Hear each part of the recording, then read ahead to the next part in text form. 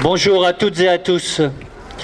Vendredi matin, c'est par les médias qui sont très présents aujourd'hui et depuis plusieurs jours que j'ai appris le déménagement du camp de consommateurs de crack de Stalingrad et du Jardin Éole dans le square Forceval, porte de la Villette. Immédiatement, j'ai appelé Karine Franclet, la maire d'Aubervilliers, qui était à mes côtés, et tous les deux, nous avons été stupéfaits, nous avons partagé notre colère.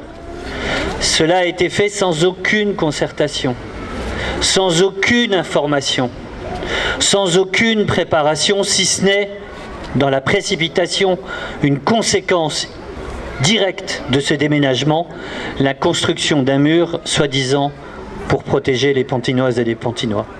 Alors, mesdames, messieurs, depuis vendredi, j'ai dit devant un certain nombre de médias que j'étais en colère, et je vois avec plaisir que nous étions en colère, je vois avec plaisir que nous ne sommes pas seuls, puisqu'aujourd'hui, vous êtes nombreux avec nous pour dire il faut trouver une solution pérenne, une solution qui soit humaine à ce problème qui mine le nord et l'est parisien depuis plus de 10 ans, le problème voire plus, le problème de la consommation du crack dans notre est parisien. Alors, bien sûr, je le dis aux médias, on le dit aux médias avec Karine, on leur dit, on fait pression sur le gouvernement. N'oublions pas une chose, c'est qu'en matière de personnes majeures qui errent sur la voie publique, dans des conditions présentant des troubles médicaux ou psychiatriques, c'est ce qu'on appelle l'hébergement d'urgence.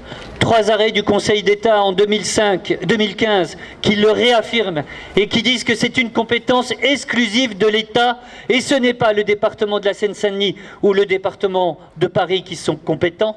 On l'est dans le cadre des mineurs non accompagnés au titre de la compétence dite de l'aide sociale à l'enfance. Donc aujourd'hui, la réponse, le règlement de ce problème est entre les mains de l'État. C'est l'État qui est compétent pour régler cela. Et au lieu de le faire, mesdames, messieurs, dans le cadre d'une approche sanitaire, sociale, médicale, c'est le ministre de l'Intérieur qui s'en occupe. C'est une approche sécuritaire, uniquement sécuritaire. Et on nous fait croire qu'on va protéger les Pantinoises et les Pantinois et nos amis d'Aubervilliers avec ce mur. Mais moi, je suis venu plusieurs fois depuis vendredi. Qu'est-ce que je constate à chaque fois? Pas ce soir. Il y a une camionnette, soit de police, soit de CRS, devant, ici, une autre de l'autre côté. Et qu'est-ce qu'ils font? Ils gardent le mur. Ils gardent le mur. Ils ne nous protègent pas. Ils ne viennent pas là pour assurer la sécurité des Pantinoises et des Pantinois. C'est parce que comme ils savent que ce mur suscite des réactions très vives de la part de la population, alors qu'on était avec la ville de Paris sur le point de présenter en Conseil de Paris, en Conseil municipal, une convention d'entretien et de gestion. C'est la ville de Pantin qui l'aurait fait, et ils nous auraient remboursé des frais d'entretien et de gestion en échange. On était sur le point de conclure, et qu'est-ce qu'on fait? On construit ce mur. Donc voilà, moi j'ai appris, Karine, le sénateur Vincent Capo-Canellas a posé une question cet après-midi, le député Stéphane Peu une autre hier, le Bastien Lachaud, me dit-on, en a posé une aussi, et vous avez le ministre qui répond que demain il y aura une réunion afin que cette installation qui est pour quelques jours trouve des solutions qui soient pérennes. Alors je vous le dis, si quelqu'un connaît l'adresse de la réunion, qui y est, pourquoi faire, eh bien qu'il le dise. Parce que le ministre, ça fait 2 fois qu'il annonce cette réunion, ça fait 2 fois qu'il dit qu'on pourrait venir. T'as reçu une invitation? Non, moi non plus. Monsieur Lachaud, vous avez reçu une invitation? Non plus. Eh bien voilà. Donc on nous annonce une réunion pour régler le problème, pour trouver une solution pérenne et humaine, et j'insiste là-dessus. Eh bien aujourd'hui, on n'a aucune information sur ce qui pourrait se passer demain dans Paris. Alors moi, je vais conclure là-dessus. Votre beau slogan, soignez-les.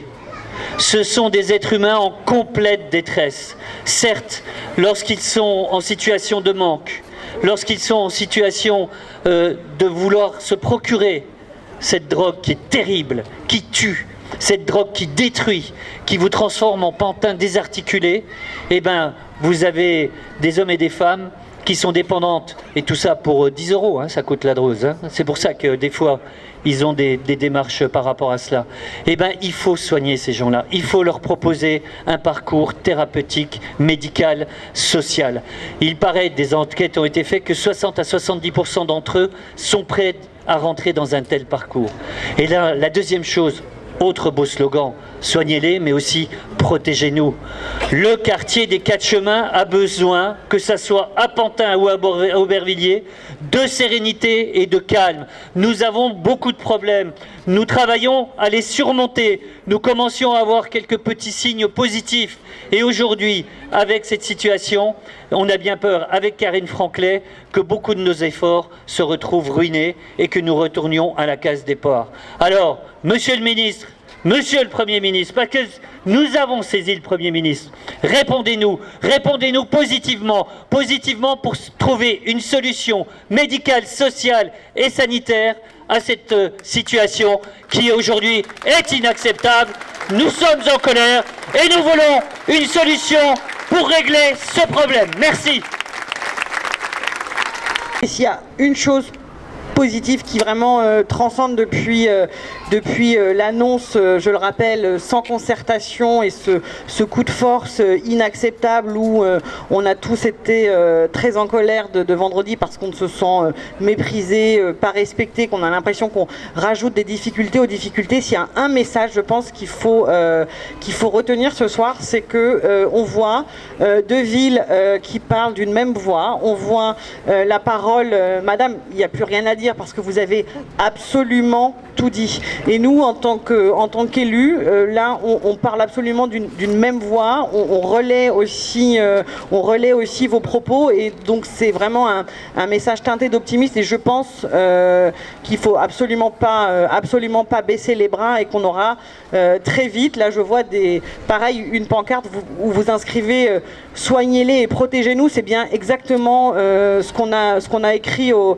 Premier ministre avec Bertrand Kern. On veut qu'une solution pérenne soit trouvée parce qu'on parle d'êtres humains aussi pour ces personnes qui sont malades. Donc trouvons rapidement une solution pérenne et là c'est à l'État de prendre ses responsabilités et puis protégeons-nous. Nous, c'est dans notre devoir de protéger nos habitants. Je pense qu'on a pris des engagements très forts dans nos villes respectives pour apaiser le cadre de vie, pour apporter plus de sécurité et moi je trouve ça extrêmement positif que habitants et élus présents nombreux ce soir parlent d'une même voix.